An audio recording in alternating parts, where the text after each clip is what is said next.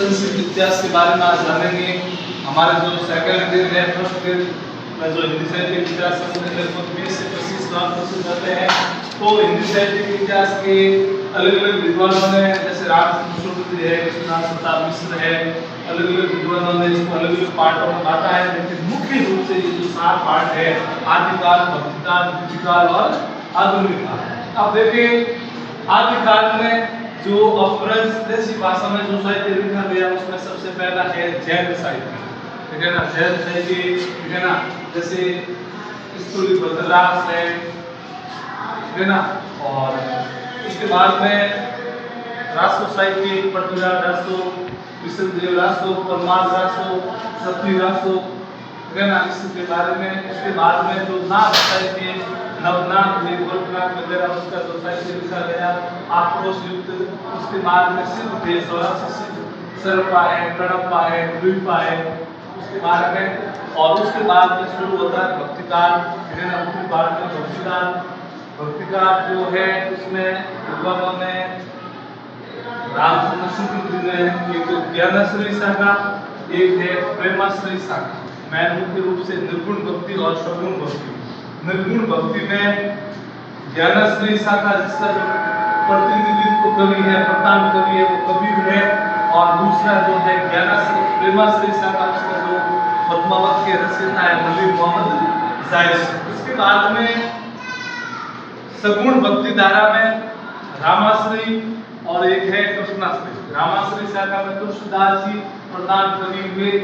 और उसके बाद में ये कृष्णाश्रयी में सूरदास, ठीक है।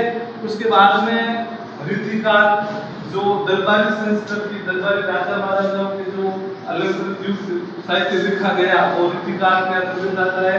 और विश्वनाथ प्रसाद मिश्र जी ने रीतिबद्ध,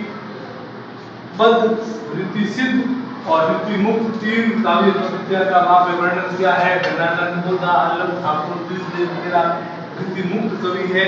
यानी उन्होंने काव्य शास्त्र कृतियों का विवेचन से ढंग से नहीं किया, यानी कि दरबार से दूर रहे, ठीक है ना।